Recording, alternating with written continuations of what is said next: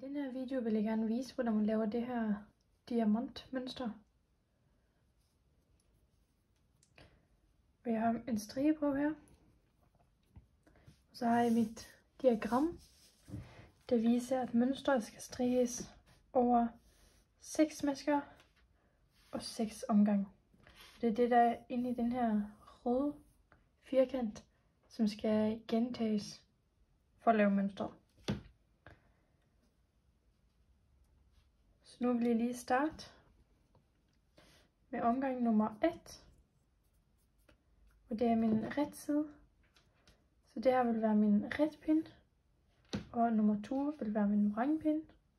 Nummer 3 ret. Og 4 orange. Og så nu vil jeg blive ved, mens jeg strikker frem og tilbage i det her mønster. Så min første pind er en ret pind, hvor jeg skal følge det her mønster. Så den første maske, det er den her, den her rod, eller firkant, som så der er et kryds i, hvilket betyder, at den skal strikkes vrang på ret siden, og krydset skal så være strikkes ret på vrangsiden, for at det skal være vrangmasker på ret siden. Så jeg vil starte med mine, jeg har 2 masker her i siden, fordi det her er bare en strigeprøve. Så er jeg kommet til den første maske i mønstret. Og fordi det står kryds her, så skal den strikkes vrang. Så den strikker jeg vrang. Og så kan jeg tælle, at der er 5 masker, der skal strikkes ret herefter. Så de strikker jeg ret. 3, 4, 5 masker. Så tæller jeg lige for at være sikker. En vrangmaske og 5 retmasker. Så skal jeg nemlig gentage det her igen. Det der i den her røde firkant skal nemlig gentages så mange gange, som der nu er masker. Så jeg vil gå tilbage igen til det, der skal gentages. Så jeg skal strikke en maske vrang igen. Og derefter 5 retmasker. En vrangmaske. 1, 2, 3, 4, 5. Og så gentager jeg det igen. En vrangmaske. Og 5 retmasker. Og nu for at mønstret skal gå op, så er der en ekstra maske. Her kan man se på tegningen, og den skal så igen være en vrangmaske. Så den strikker jeg vrang. Og så strikker jeg mine 2 kantmasker ret.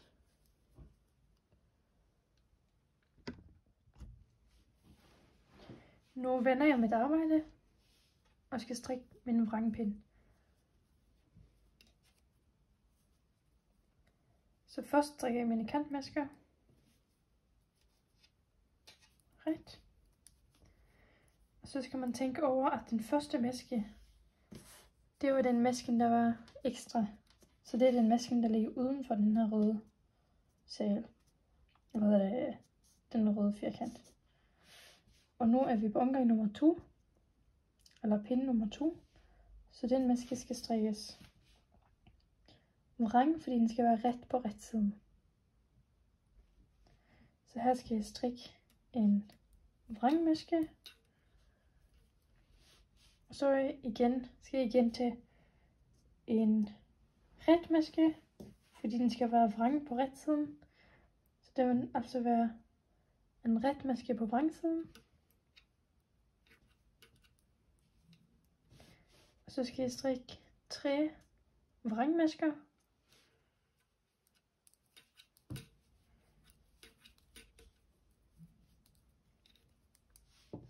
Så skal jeg igen strikke en retmaske og en vrangmaske.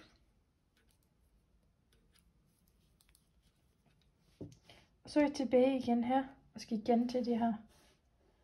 Så jeg skal strikke igen en ret til 3 vrang,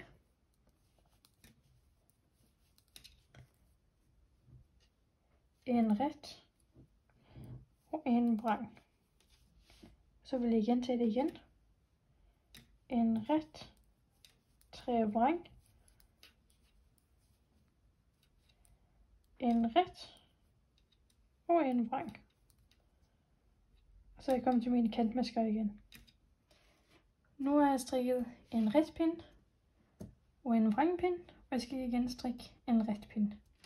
Så jeg er på nummer 3 i mit diagram. Så her skal jeg strikke ret, ret, vrang, ret, vrang, ret og gentage.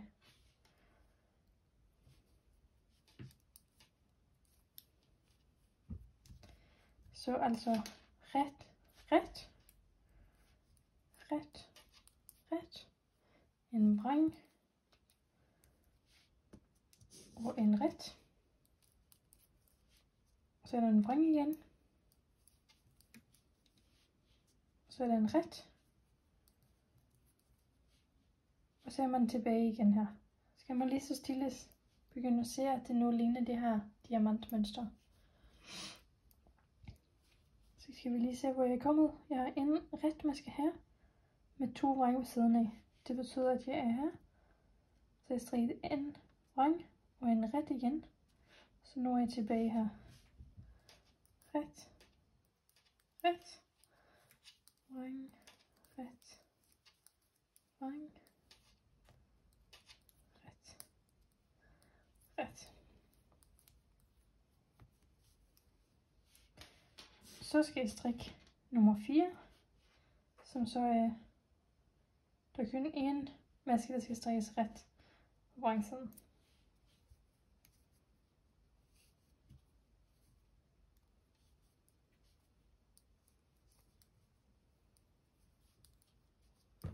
Den første maske, og så er der de her 2. Vrang, vrang. Så den ene maske, der skal strikkes ret her på vrangsiden. Ret. Så er det vrang, vrang, vrang. Og det skal så gentages.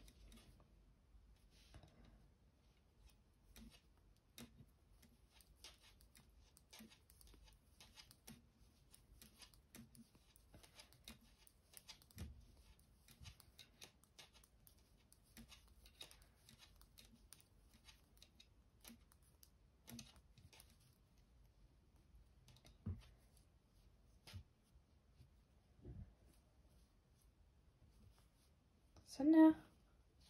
Nu kan man i hvert fald se de her diamantmønster tydeligt. Vi er kommet til pind nummer 5 fra retsiden.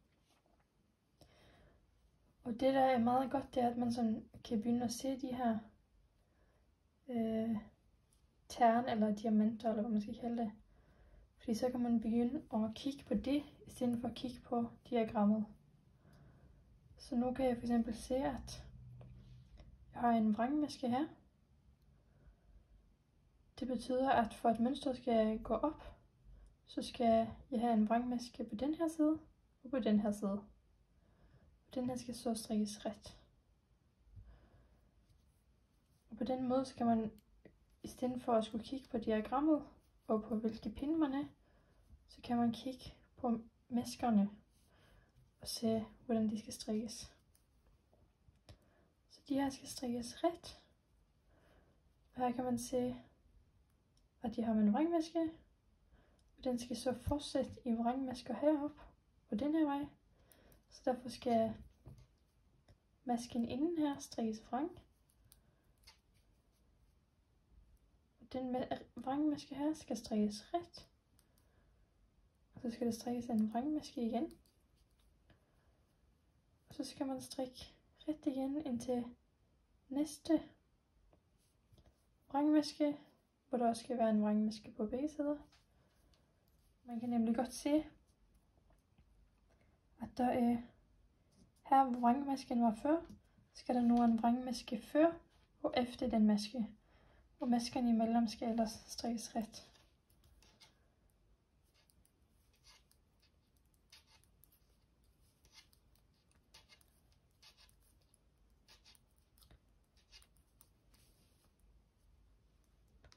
Så vender jeg med arbejde. Så har jeg den sidste pin her. Pin nummer 6. Strik mine kantmasker. Man kan nemlig også godt kigge på mønstret her på vrangsiden. Men det kan godt være en smule sværere at gennemskue end på retsiden. Men man kan godt kigge her. Her er der en retmaske. Og en retmaske. Som så var de 2 vrangmasker, man strikkede på føjepind. Så nu skal der en retmaske før den her retmaske. Og før den her retmaske. Man starter jo fra den her side, fordi det er vrangpinden. Så jeg vil strikke en vrang. Jeg har altid den her maske som den første. Og så har jeg min retmaske her. Som så er den her. Så en maske inden den maske. Skal jeg så strikke ret i den her pind.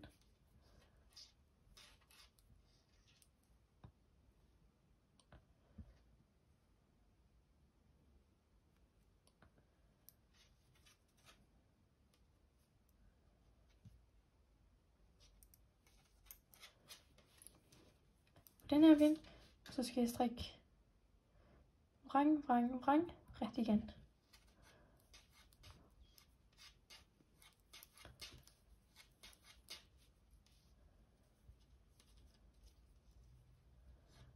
Ret igen.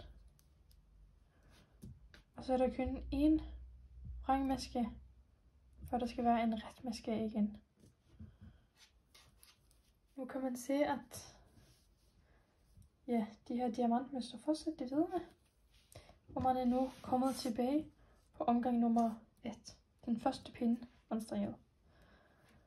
Så de her pinde er ligesom det, man bare gentager hele vejen. Nu kan man også se, at der kommer, at diamanten ligesom skal fortsætte her. Så der bliver nødt til at være en vrangmaske her, for at den her vil fortsætte rigtigt. Og det er også det, der står i vores diagram. Så der skal være en vrangmaske her. Og så vil man fortsætte på den der måde. Jeg vil virkelig anbefale at begynde at kigge på maskerne. For at se, hvordan de skal være, i stedet for at skulle kigge på diagrammet. Det gør det meget nemmere, når man skal strikke. Så her kan man se, at der er vrangmasker på begge sider her. Men den retmaske i midten. Så for at det skal blive færdigt, så skal der være en vrangmaske her. Og sådan kan man, træne sine øjne til at kigge, hvornår der skal være ret og vrangmaske. Strik det her mønster rundt, så bliver ligesom alle pinde, bare ret pind, fordi det er jo kun ret omgang. Og det gør man på præcis samme måde. Men man strikker kun på retsiden, og man strikker, i stedet for at det her bliver en vrangpind, så er det stadigvæk bare en ret pind, det hele. Og de her kryds vil så strikkes som vrang, altid. Fordi krydsene betyder, at de strikkes vrang på retsiden, og ret på vrangsiden. Så hvis det kun er på retsiden, så skal alle kryds strikkes vrang. Og ellers, de masker uden kryds i, strikkes bare almindelig ret på retsiden. Og omvendt vrang, hvis det nu var på vrangsiden.